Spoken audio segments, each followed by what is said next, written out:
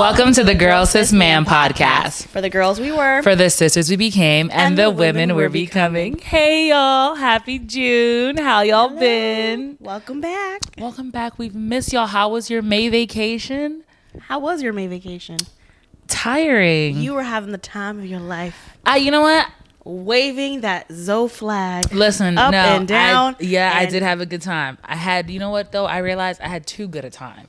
I think you come to a point where you're like, the knees ain't what they used to be. Yes. The back don't shimmy the same. The shoulders can't, pop the way they used to. Yeah.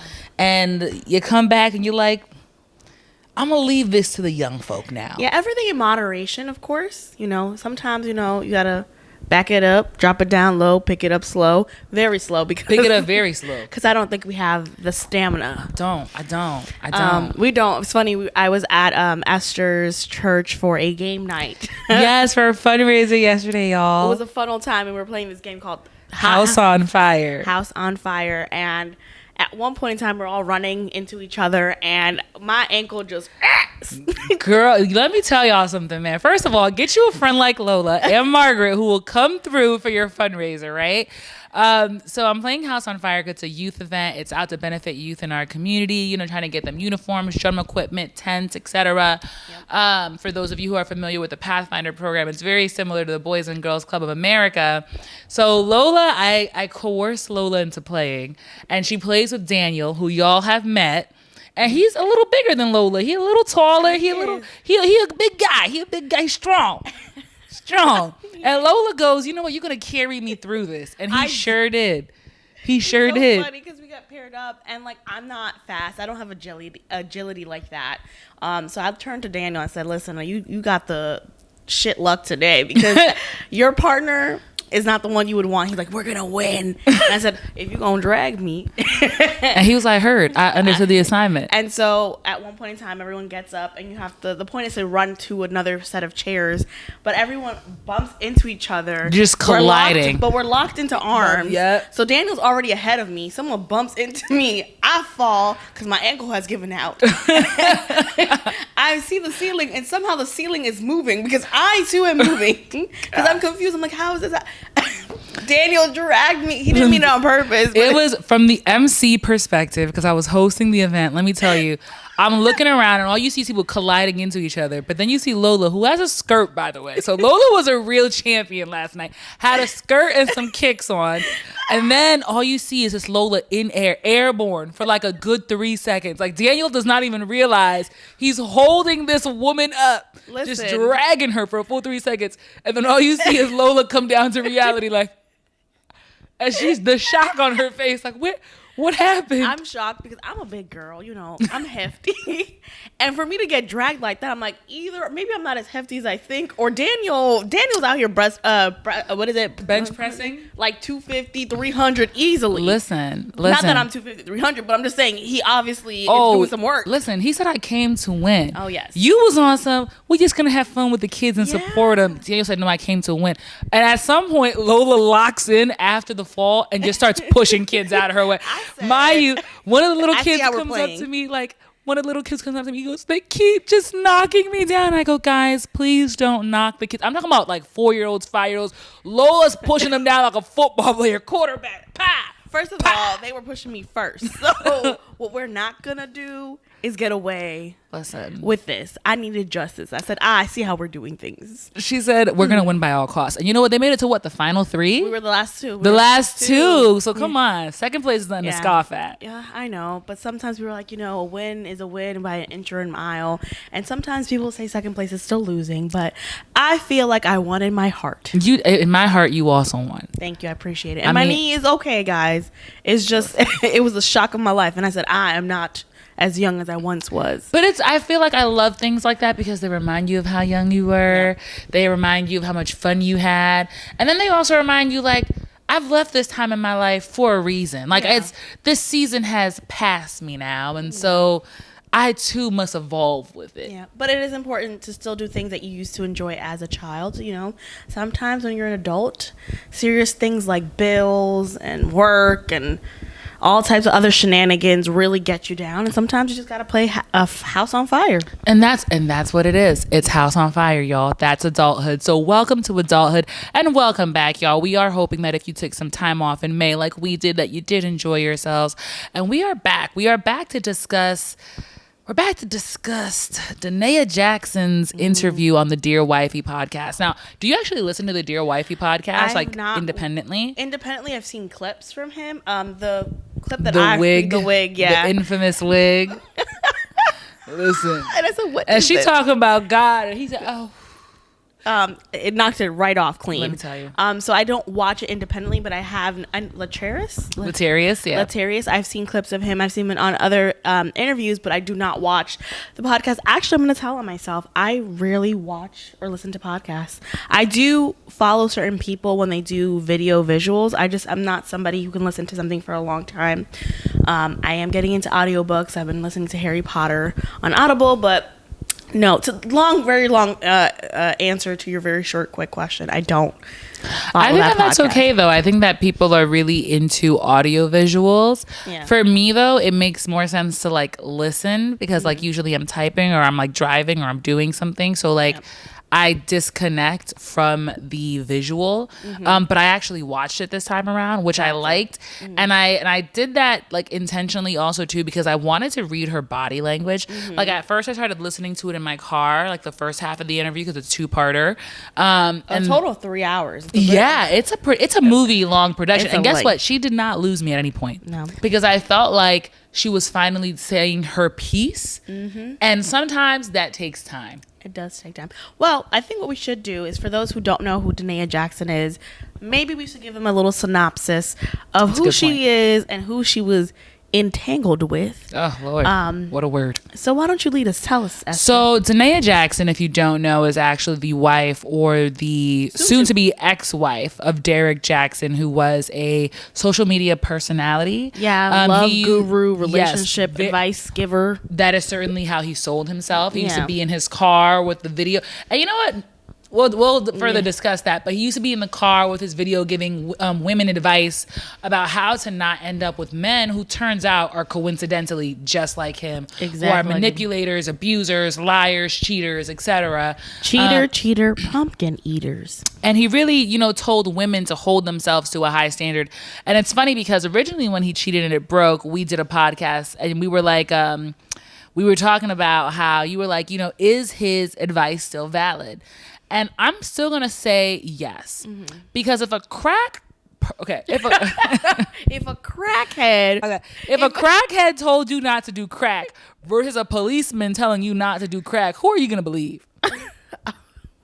Esther, first of all, I'm going to believe the crackhead. I'm also going to believe the police officer. Also, I hear you, but then I would talk to the crackhead or someone. Actually, that's so mean. We need to be better at politically correcting ourselves. If someone with substance abuse problems told us not to abuse substances, I would also be like, I believe you, but what? Something obviously seems fun about this. Because you've just been... You've been doing it for a while. I hear your analogy, but what I think about it is... I think about how parents love to do the whole do as I say and not as I do. And unfortunately, people do it based on what you do. So if you are this man who claims that you are this beacon of morality and light and that you believe in these things and it's like a snake oil salesman. It's not that the advice is no longer valid. It's just it's a scam. It's a sham. You clearly don't live by it, believe it to some extent, etc. And I think it's not that it doesn't make it valid. It just means that we have to be careful where we get our information from. And also sometimes the messenger does matter. I think what happened with this whole Derek Jackson scandal. So what happened was Derek had gotten married in 2018, had been in a long-term relationship with Danae, but nobody knew this. He was just in his car, bumping his gums, talking about, you need to drop these F-boys and da-da-da. Find a man who will prioritize you because when he does, he ain't gonna hide Black you. men don't cheat. Lord, wore that don't get me t-shirt. started. Till there was holes in it. And then Tasha K exposed that he had been, he was married. And this is the same Tasha K who was talking about Cardi. Am I correct? Yep, and who is trying her hardest not to pay $1. Okay. And we'll talk on that as well. But go ahead, continue elaborating. Again, messengers. I do think messengers people go, matter. Yes, they go, don't shoot the messenger. But sometimes you gotta be like, who are you, and why are you coming to me with this message? Because sometimes people come to deliver evil news, bad news, to harm you, and it's gleefully. They do it. Yes. They do it maliciously, and they're not giving you information, with you in mind. Yes. And we're gonna continue talking about that. Go ahead.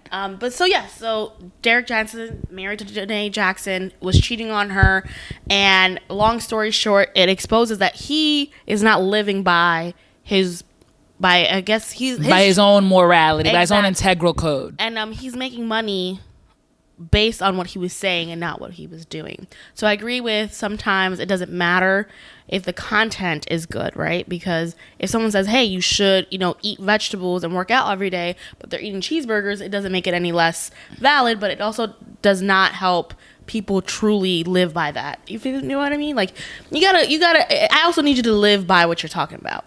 Don't just talk the talk, walk the walk. Exactly. But as it came to light that he is not only a liar, a manipulator, a cheater. It comes to light that this has always been his character, right? Because the way that he was kind of exposed back in 2021, it made it seem like, oh my God, this has recently happened to him. Mm-hmm. He just started cheating. He must have taken a tumble. It was like 2 women. Turns out this is multiple. So sad. And I'm not even going to lie. Like, at first I was like, oh wow, like he's. You said they got him. They got him, guys. And I said, yeah, we got him, boys. Like, I was like, I knew it. Lola was like, a good man? I haven't seen one of those since Jesus Christ. No, I don't think so. I don't think so. I've seen a couple. I've seen a handful. But I just knew he was disingenuous. It was just something about the way he would talk about things. I'm just like, it was very much on a high horse. And I'm just like, this is odd to me. And you're in a car. Every time in a car, do you not have a home? What are you doing? Apparently, it turns out he did have a home. He had several. He had several homes. But we digress. We get back to the track.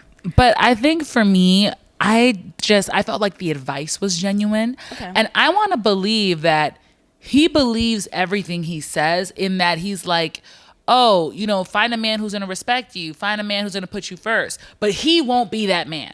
Feel me? He's sick. Then he's sick in the head. Oh, he's definitely sick in the head. But I think that the advice that he was giving was still valid, and he respected women who do that. But a lot of men respect women who are like, they put themselves first and da-da-da-da. But those are also the same women who are single at home and on this couch. Because, Speak for yourself. Ooh. Some are a little bit less single than they used to be. Okay. Mm-hmm. Okay. But we're still on the couch. The point being, yes. But like a lot of women who quote unquote take this advice, and live by this actual, integral code are women that we see are often single because they're the ones who are also termed as high maintenance. They're the ones who are also termed as, bullheaded, stubborn, etc., because they won't compromise for less. Yeah. And it turns out he was that person. And it's just very disheartening because, especially as we hear Danae elaborate on their entire relationship, which went well over into a decade, it was clear that he never once in that entire relationship did right by this woman. And that to me is what floored me for this whole interview. Like, I prepared, you know what I'm saying, for her to be like, this is what happened and XYZ. I don't think I was ready to hear that he had been a bad, like, I'm not even gonna say a bad guy, that he had never done right by her ever from the genesis of this relationship. Straight from the jump. We should give the people some timelines. So they met in college, Yes. Started dating when they were 19. And she says, we have to define commitment, because it seemed like to her, it was more like a situationship. So from 19 to 28, they were in a situationship. They were living together, but they were very on and off. Due to infidelity, due to his lack of ability to commit to her. But she never told him. That's the crazy part. Right. They were just on and off. So she was being passive aggressive. They would break up. She would never confront him about the infidelity. But they would just be on and off, on and off, on and off, on and off. And so there was one time where she talks about throughout college where she uses a friend of hers to kind of make him jealous. And like any true narcissist, he holds it over her like, oh, like you also were cheating on me with somebody else. And lo and behold, what he doesn't know is that she's always known that he has been cheating on her, but she has actually never. She supposedly, allegedly, she's never cheated on him. She's only pretended to be interested in others to rile up his emotion, which is sick in and of itself. But continue. Another thing I wouldn't do. But then at one point in time, they moved to Atlanta, but they've broken up beforehand, and so they're still living together. And she said, This one, I was like, yeah, I don't think I could live like this. And this is what I mean by, like, I know we shouldn't say, oh, I would never do that, but, like, I literally could not. I would burn the house down. So they moved to Atlanta. She says they're not in a committed relationship. She knows this, but she becomes a part of the rotation. That he has women up and down, inside out that house. And that she would walk past women in the stairwell, each clocking in and clocking out for their dick appointment. And I go, how? And she's like, and I was a part of this. And she's like, and I knew it. And it wasn't, she said sometimes the sessions would run over, but she knew when he would have girls there. So I guess she wouldn't be there, but sometimes it would run over. And then she gets pregnant. And then he decides to be an honorable dude and I guess propose to her. And you know, he calls her mother up, who he already has beef with, already has problems with, understandably, because my mother would rebuke this man in the name of Jesus. She would kill him.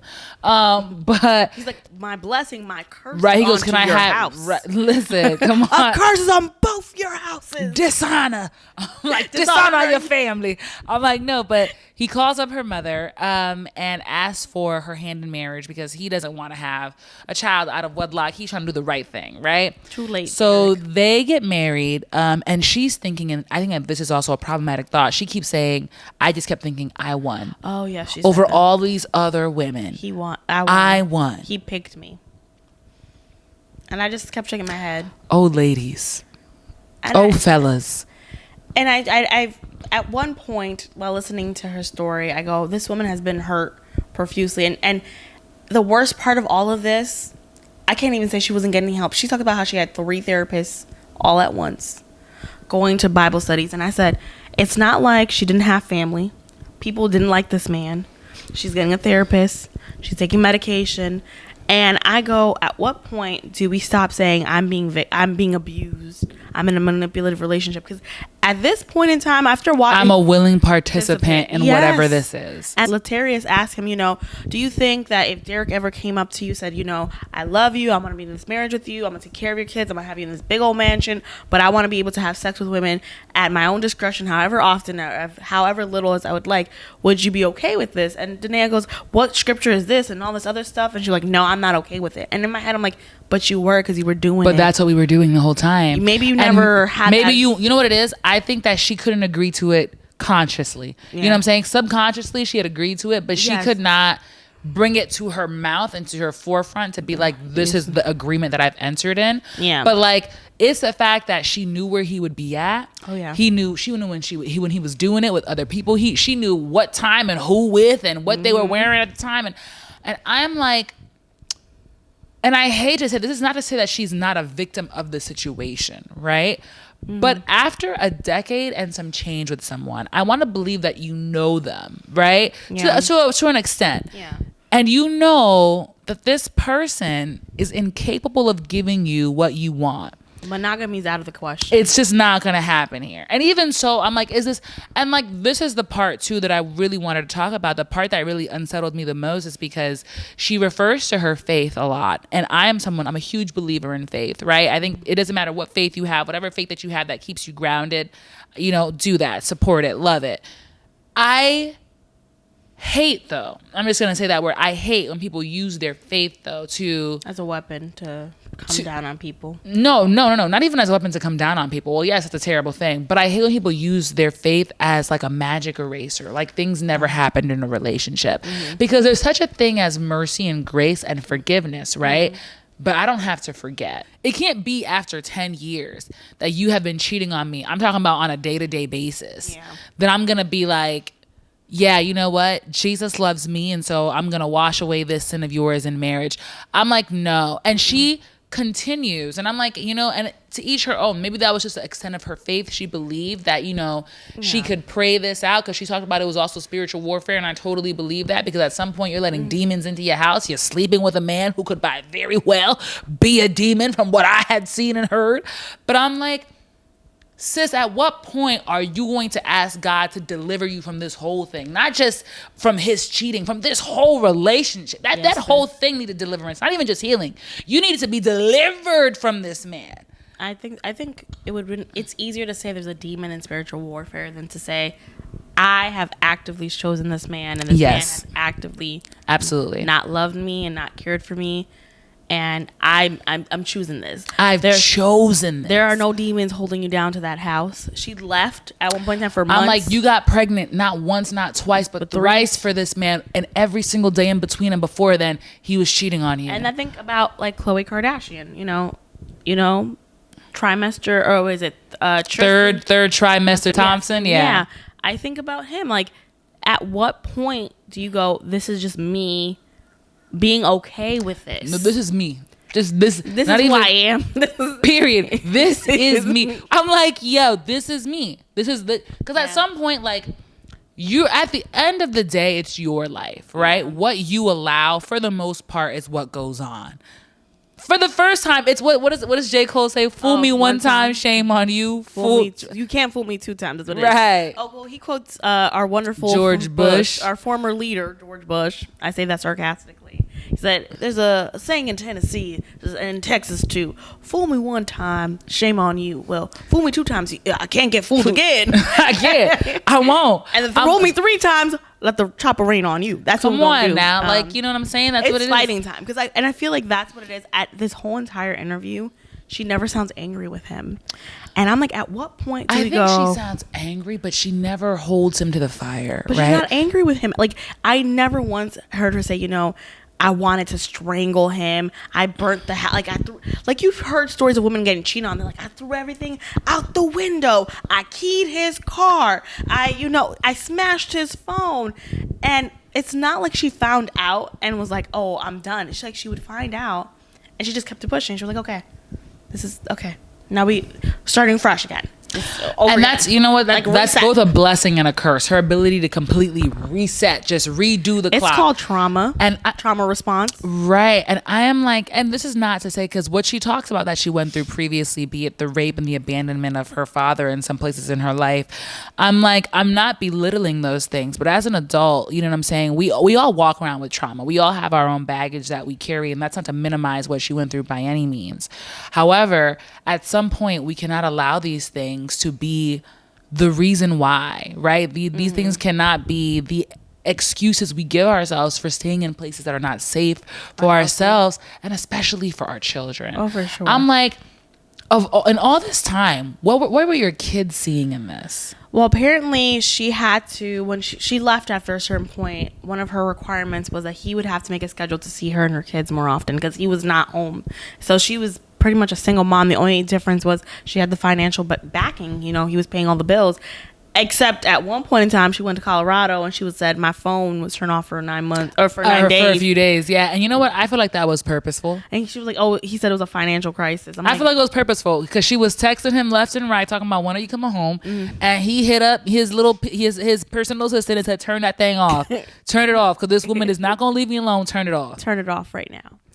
And dead ass. No, it blew me. It blew my mind. And in all of my days, I have never seen another human being taken for granted so flagrantly, so openly. And then for her, and again, like, it breaks my heart because this entire interview, she's like, I wounded him. It took a blow at his ego. Yeah. I know in this time that this action that I did. Yeah. And I'm like, you working out with a male trainer, you speaking up and saying, hey, this cheating thing you're doing on me is hurting me. I haven't been in love with you in 2 years because all you do is kill me every day. And she goes, and I wounded him when I said that. Wounded him. Wounded him. Let me tell you something. He hasn't. Come here. He hasn't seen the wound yet. Wait till I lay my hands on. It was barely a scratch on the surface. Oh, baby. That man was jumping for joy. He's like, one step closer to divorce. Let me tell you something. I'm like, be sincere. And this is like, just being honest. What would you do? Like, to find out your man is openly disrespecting you. Like, let's say you forgive this man. You accept him back into your home. And you find out he's sleeping with your cousin. Oh my! He's sleeping Rachel? with. Oh, yeah. You done did it now. I'm like, he's sleeping with all these women. Yeah. You walking by them, they your coworkers, people you hired, people you trained, First of people all, you know. I'm running straight to a lawyer. And not only am I filing for divorce, but I'm looking for custody because obviously you have a sickness. You have a sex addiction problem. And you need to take that up with God and your therapist and keep me out of it. But send me my alimony check. Thank you. But in all seriousness, I know that we always go, I would never stay. I would like to believe I'm someone who would leave, but I understand that sometimes women who have been married for a number amount of years, who have kids, whose finances are merged with their husbands, where there's a system in place that by taking one person out the home, it'll be disruptive. I understand why they stay. It's not really like out of a desire to save the marriage, but more to make things easier or to maintain The lifestyle. Yeah, and it's easier to stay than it is to go. And so if I found out my husband was cheating on me the first time and we don't got no kids, I'm not staying. I know it sounds bad. What you gonna do? Hold me down? Lock me in the base? I'm leaving. Adios. And so if I stayed, I could only imagine because I have kids. I know that's a horrible thing to say because I know people are like, don't put your kids before your husband. But the Bible is very clear. Adultery is a sin. And, I know we're all New Testament Christians, but in the Old Testament, they used to stone you people. Knock you dead. Bow with a boulder. So if I stayed with a man who cheated on me the first time and I don't have kids and I find out you out here, I feel like I need justice. And that's where I don't know how that justice is going to be exacted. I'm not going to become a Batman vigilante, but I will get mine. And you will get yours. But I really would not believe, I cannot see myself staying with someone unless we have children. You can't be unfaithful with me for no damn reason, and there's no reason holding me back. And if I have kids, I don't even know how I would stay, but that's the only reason why I could see myself staying. And you did it 2 times? Sir, you're lucky I don't name my son after you, because if I had a son who's a junior, I'm going to the court and changing his name. Mom, why your name is John now. That's it. John Doe. Because your father's dead to me. Dead. Like, it just... Here's my thing. I like to believe I'm a woman of action. Like, if I say what I say, I'll do what I say, right? I promise you, if I have kids, I have to leave. I have to leave because funny that I'm like, I could possibly stay if I have kids. Like, that is the only reason what you're saying. If I got kids, I got to go. I was never going to stay if I didn't have kids. But, like, I love how everyone's like, yeah, like, if I have kids, I have to stay. Absolutely not. You don't have to. I'm just saying, like, think about it. Because things might be different. But you're saying with kids, I have to leave. I want to live by example for my kids, right? Like, I want my son to know that if he betrays his wife, there will be consequences. I want my daughter to know that she should uphold a standard to how she should be treated and respected in a partnership. And so I'm like, every time, in my opinion, this is not, because everyone has their own situation, and I'm not a mother or a wife, so this is very much hypothetical. But I'm very much of the nature of, I like to live by example for those who look up to me. And I work with kids and stuff now, like, again. So I'm like, I just take that role very, very seriously. And you set a precedent. You'd be surprised the precedent you set for kids. They don't do what you say. They do what you do. And then they rationalize what you do and supply their own logic for that. And I don't want my daughter, I don't want my niece, my nephew, I don't want anyone who looks up to me to be like, she was treated terribly and she stayed. And she's one of the strongest women I know. I might as well. I can't. I do think the only thing about this whole leaving and going, I do think as a community we have to be better at rallying around our friends. I think it takes 7 times for someone to leave like an abusive or toxic relationship. So this whole like, oh, if he's gonna cheat and you're not gonna leave, stay quiet and let him cheat in peace. I think I push back on that because I think about the woman who might need some encouragement, or the person to leave some encouragement to go.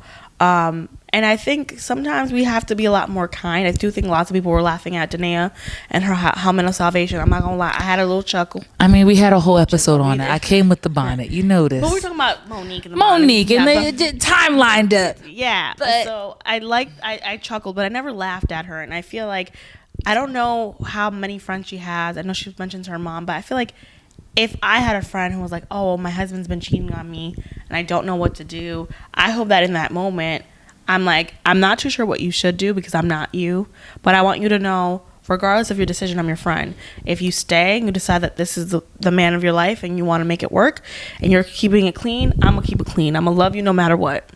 So if you with him, I'm with you. Now, if you go and you need a place to stay, I got a couch, whatever the mate, and we don't ever have to talk to that man again.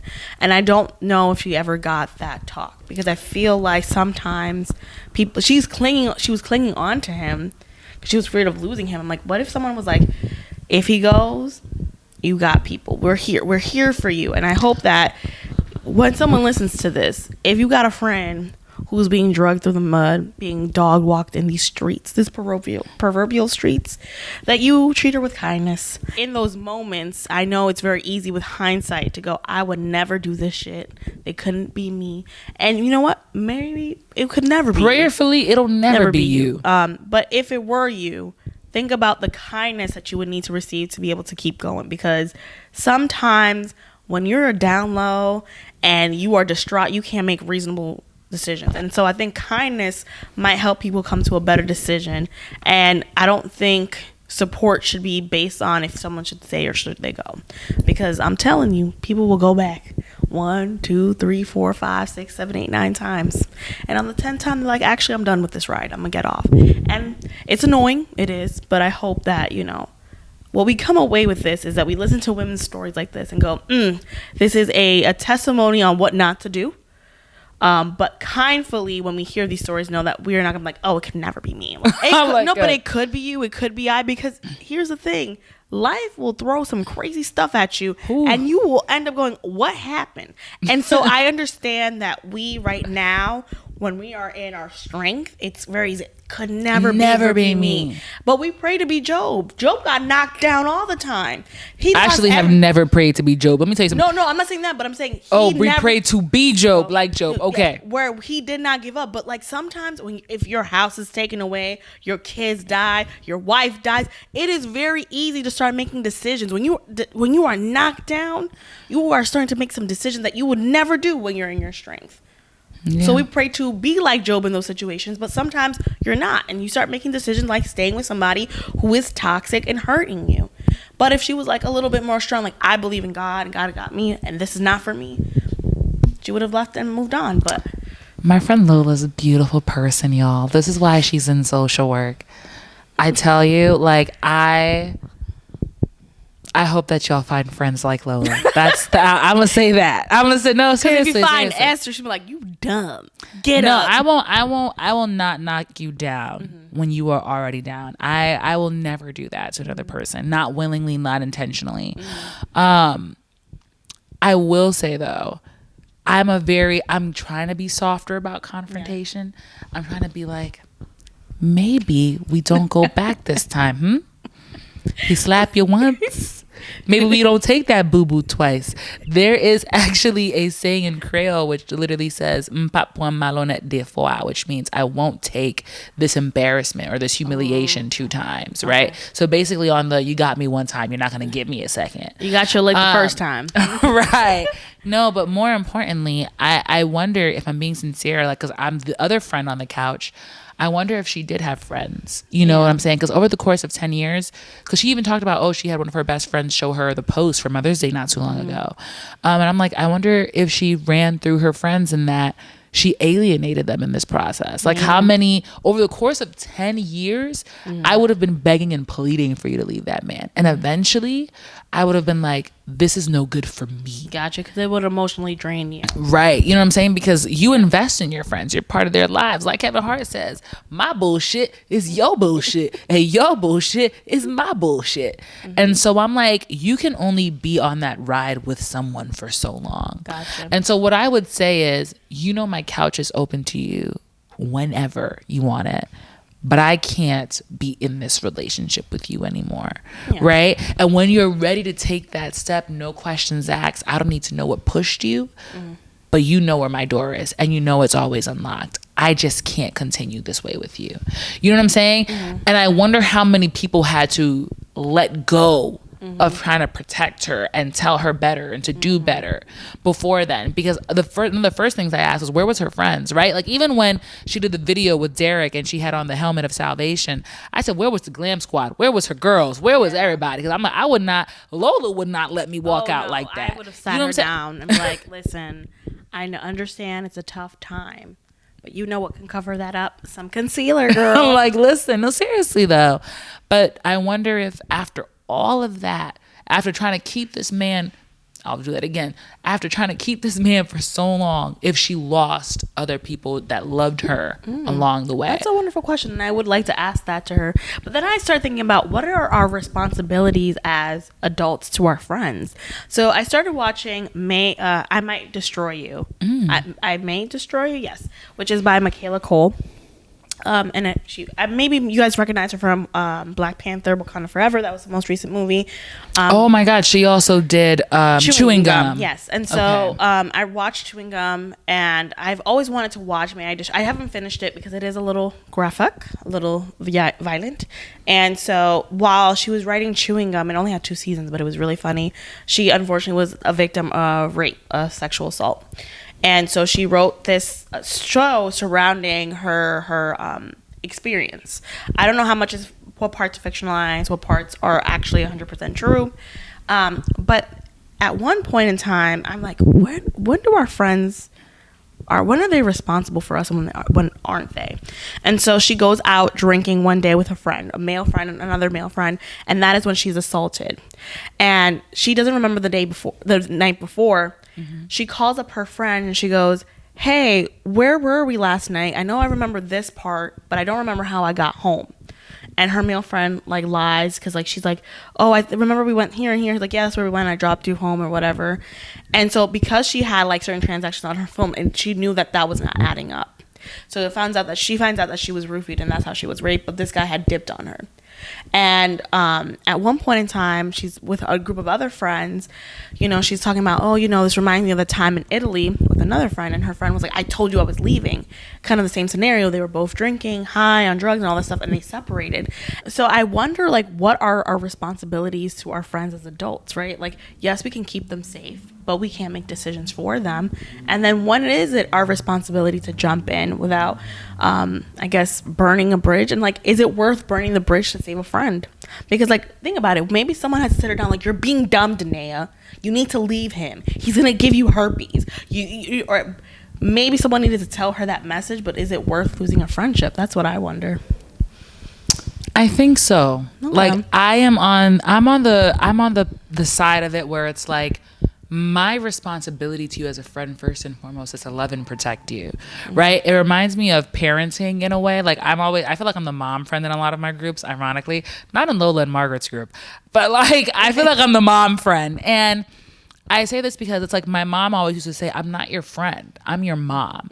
And my job is XYZ. Gotcha. I am your friend, not your yes man. So my job is XYZ. Gotcha. So I'm going to tell you, you know what I'm saying, when you're doing something that is beneath you. I'm going to tell you when you're doing something that is harmful for you, to you. I'm going to tell you when what you are doing will bring trauma to you, right?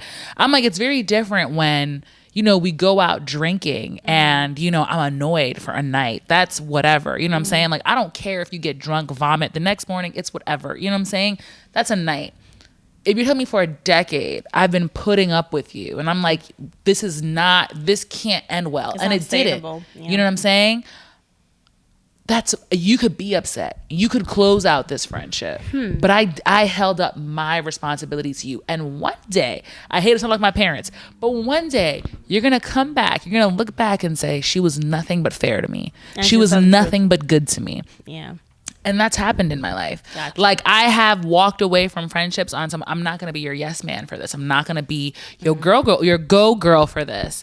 And they have come back years later and have been like, you were right. Yeah. And I was like, a lot of people like to be surrounded by yes men.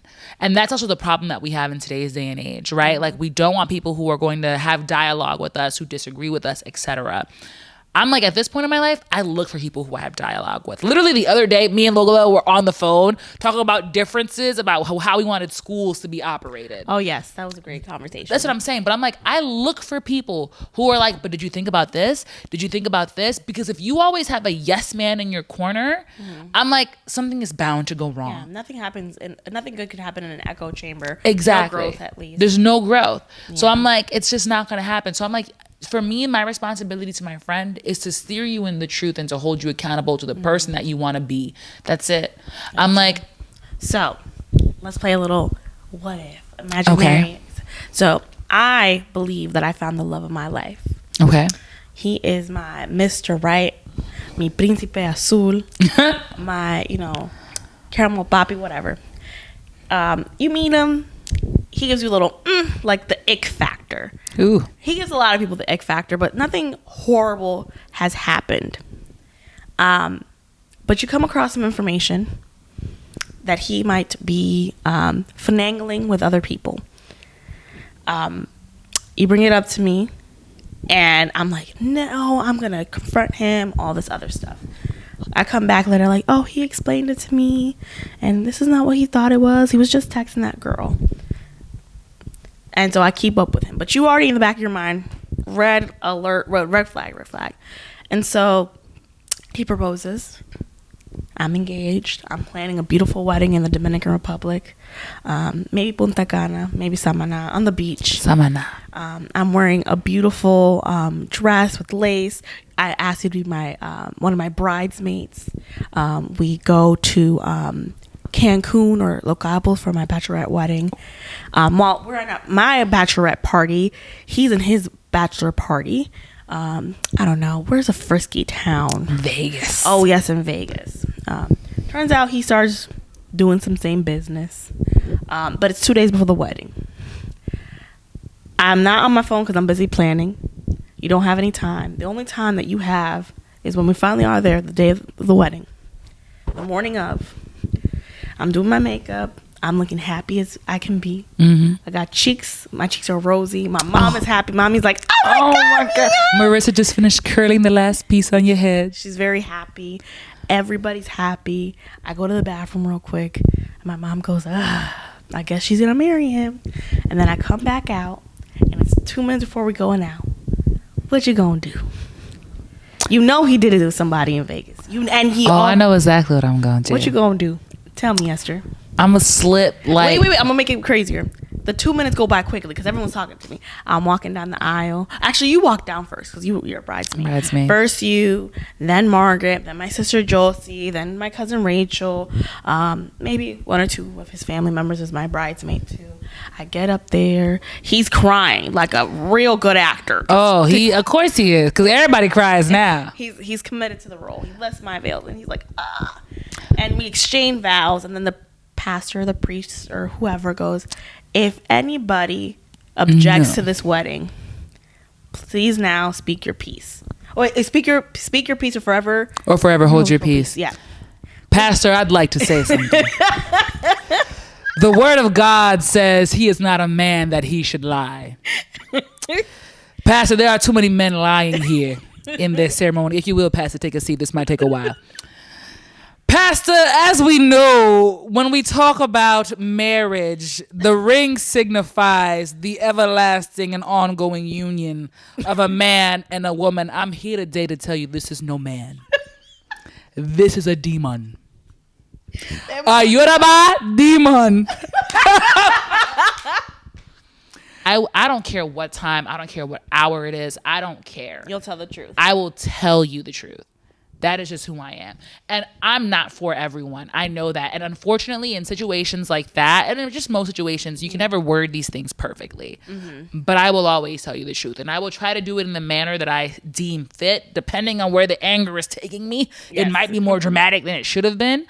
But I will always hold you accountable, and I will always hold another person accountable to you. It's just who I am. I'm not going to sit here and stand for a sham, especially in the sight of God. Y'all not about to have me up here playing with his name. Y'all play too much. Y'all be taking these vows too lightly for me. Very loosely, like forever, and then divorce 3 weeks later. Listen, I won't do it. I'm like, no, but on a serious note, I hope that Danae and people like her have had people in her corner. And apparently she's offering that. She's offering courses where she is offering to be in the corner of women who have gone through situations similar to her own. I see that your face, you're not exactly amused. And I would have to agree with you. After finishing the interview, she doesn't give me fully healed. She gives me in the process. Healing is not linear. So you could be really great today, and then 3-4 months down the line, you're triggered again. Also, my issue more importantly is not just the blind leading the blind. It is the blind leading the blind and then robbing the blind. Yeah, that's a hefty. It's like $7,000. Yeah. $, US. She is charging a pretty hefty sum to turn your pain into profit.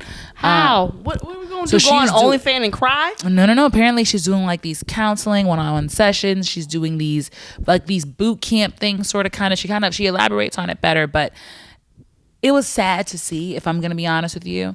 I get it. She's probably looking for a new stream of income right now. She mentioned that income is a huge factor, when it comes to custody and things and stuff like that as well. And I can understand that. But I'm like, I don't think you're in the place to be putting on these courses. Yeah. And I was like, I think it would be unsafe for everyone involved.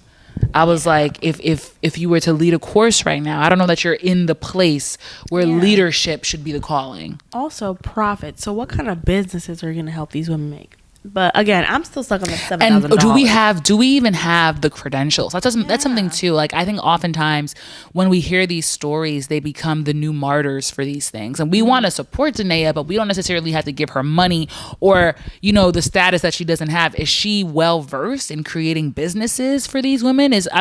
She helped Derek, but how much did she really help? I need to see the track record. Yeah. Like, I don't know that she's she has the credentials and she has the background experience to put on these services that she's offering, and especially at such a hefty price tag. Yeah. But unfortunately, as we know, people will flock. Well, listen, I know I don't have the $7,000 to give, but if I did, I wouldn't be able to I wouldn't give it in good faith. I would give it as a donation so she could go to therapy. No, I'm not donating that to her. I would never, but I'm saying if I had that much money where it was like a drop in the bucket, I'm like, I'm going to give you $7,000 and we're going to put it straight to co-pays for that therapist. Yeah, I would love that for her. I'm like, I feel like a lot of the times, and this is the problem with these interviews, like the Red Table Talks and I'm sick and tired of these podcasts. And I feel like these redemption arcs. And I'm like, there's nothing wrong with being redeemed, but why must we make money after it? There's something, I'm like, redeemed does not mean rewarded. Does that make sense? Yeah. Because, and I hate to say this, but I think we've covered it, that Danae was also part of the making of her own situation. Yes. No one walked her into that situation for 10 years, I'm like, and so just because someone is redeemed, and I'm so glad that we have these platforms that allow people to speak their truth, does not mean that they should be financially rewarded for these things. I'm like, it makes no sense to me. It doesn't either. And I feel like also people have to understand, what's the saying? If you stay the hero, but I'm gonna think. Oh, it's it's either you die the hero, or live long enough to become the villain. Exactly. And so I think about even like Meghan Markle and Harry, people are turning on them. And again, I feel like it's one of those things of overexposure. I've only seen this one podcast. I hope this is not going to be a thing of hers. And I really hope if this is like a seminar, it's like a one-time thing and she finds something else to do that will bring her lots of money, a lot of success, and a lot of peace. And that's what I pray for her. But don't become a scammer like your husband or your soon-to-be ex-husband, because I think that's the problem too. I'm like, you married a scammer. Now you're doing scam-like activities. Perhaps. There's a connection here. Like mustache twirling. The continents are moving. The continents are moving. I'm like, listen. The plates are shifting. They're shifting. I don't know. That didn't sit well with me. I don't have to. I can spectate, but I won't participate. Not everybody's meant to participate in your healing. I agree. Or in your redemption, and that's okay. That's okay. But y'all, let us know how you were feeling about our redemption comeback today. Be sure to like, comment, and subscribe. If you haven't already, go over to our YouTube and also subscribe if you're listening from our listening platforms. And just share your thoughts. Let us know how you feel about the Danae Jackson interview. Let us know how you felt about our analysis of it, and just speak your truth. You know what I'm saying? With your chest. Say it politely, but say it with your chest. We appreciate any comments, likes, preguntas, and we will see you in the next one. Bye. Bye.